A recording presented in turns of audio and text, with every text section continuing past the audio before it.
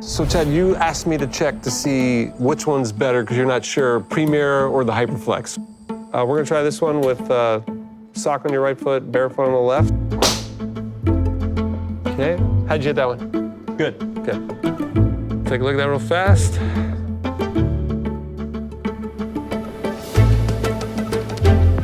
So what I'd like to do is I want to talk to you a little bit about the force plates. We captured your swing using this technology, and I want to at least explain to you what it is. If I push into the ground really hard, the ground pushes back. That pushback force is called a reaction force. It's called the ground reaction force. And those forces that are coming back into your body allow you to move your body and move the golf club. It's really the synchronization of those forces that help you move the club on plane. That makes sense, right? Yep. And what we found is that it's really important the sequence in which you do these, the timing in which you do these, and how hard you do these. We can actually see how well your shoes are helping you do this. Are any of these change your sequence, change how much you do? Because, hey, if one of the shoes actually makes your sequence better and increases your magnitudes, let's put those on. Okay, Chad, so the first thing I like to look at, like I said, is your sequence. So what I did is I put the graphs in order. I have the top graph is lateral. Okay. The next one's rock and roll. The next one's twist, and the last one's jump. And I put a yellow dot where you do those maximum. So what I'm gonna do is I'm gonna see which one you do first. Understand, this is barefoot, right? So I'm looking at, there's no interference between your foot and the ground. You're going, okay, so I'm going, okay, you're kind of pausing, you're going lateral. Yep. Right? You're twisting, and then you jump rock. Okay. I'm like, okay, now I can kind of feel what you're doing. Like, that's why I like, Yeah. it really helps me understand how you move the club, right? One of the things we like to look at is when you put a shoe on, what do you think should happen if I put a shoe on? Better traction. Traction's a big one, right? Yeah. I mean, that's probably step one with you guys, traction, right? Absolutely. Right? Step two is, do you want cushion when you walk?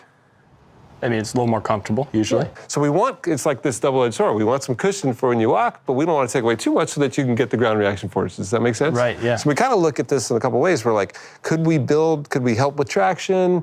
Could we help with some comfort, but at the same time, don't take away as much ground reaction forces as possible? Sure. You know, if you can make it zero, that would almost be impossible, but that'd be great. Now, I look at this and I go, if I'm gonna go look at shoes now, I'm gonna go, number one, I wanna help your superpowers. I wanna try and see if I can maintain as much of that vertical as we can. I wanna see if I can help you twist even more. And then if I can add some of those lateral ones, I'm in. We'll do some, that's what we're gonna look for. Okay. Does that make sense? Yeah, it makes a ton of sense. I'm gonna do the same thing we did when you were barefoot. Let's take a look at the Hyperflex.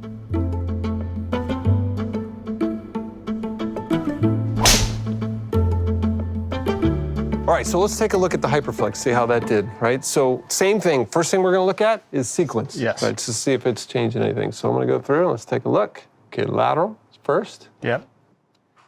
twist, and rock jump. Okay, sequence same, right? Right. I look at timing. Actually, it might even be a little earlier. You notice Yeah. that? So now remember, if it's earlier, it gives you more time to transfer the energy over there. That's good. The best players, most efficient players are earlier, not later, right? So maybe that shoe sequence is the same. If anything, it actually made you a little bit earlier, which is a good thing. Okay. Now I go look at magnitude, okay? So now I go look at magnitude again. Let's start with lateral again. So we take a look here. Your lateral is now 13.15.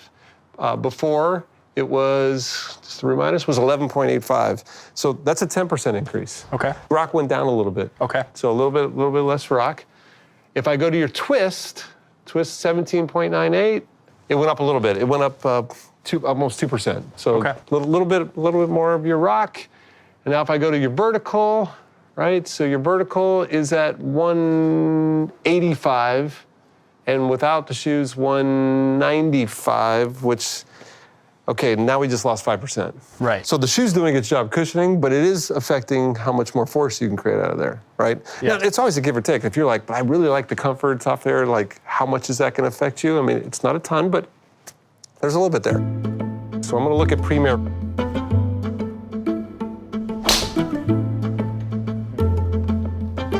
We're gonna go through, let's look at your sequence together.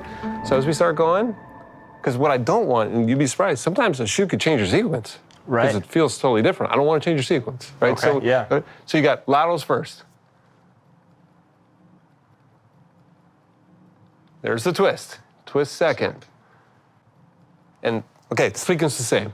Now I look at the timing. I go, here's where you're peaking at your lateral. And I'm like, cool, shaft's still vertical.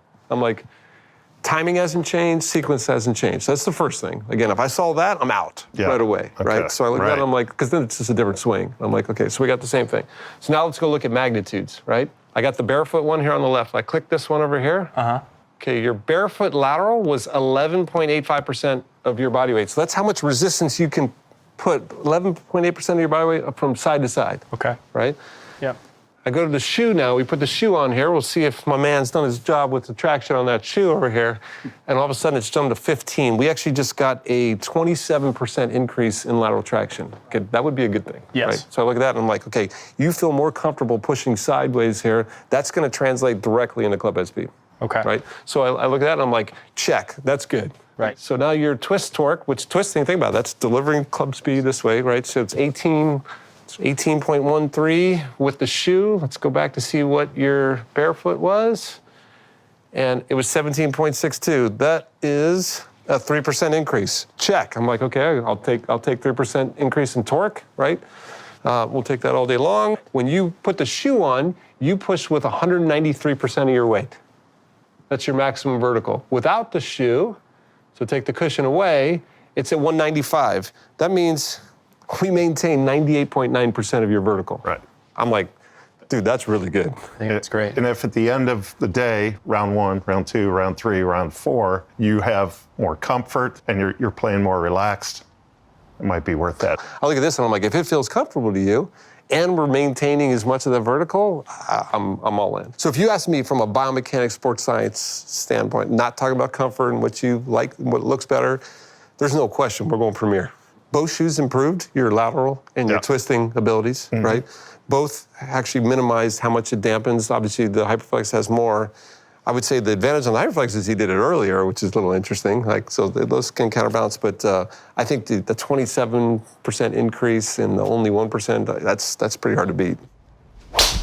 So one of the things that I think is really clear by studying some of these players, how critically important it is to make sure you have the right footwear for the right player, right? Yeah. And I think we talk about from sizing, if your sizing's off, even just by a little, the reaction or the interaction between the foot and the shoe and the ground, I mean, we see massive reductions in force production, which is going to affect how fast the club's moving, right? So just from sizing, let alone just sizing, now if we add in all the beautiful things you guys are doing for traction to be able to enhance how we can grip the ground, it helps increase our lateral forces, our torques, which all move the club, right? Yeah. And then, like you said, you can, with some very creative design, give them some shock absorption when they're walking, but try and maximize it when they're twisting. And that's pretty cool when you put the right shoe with the right player and some really cool things happen.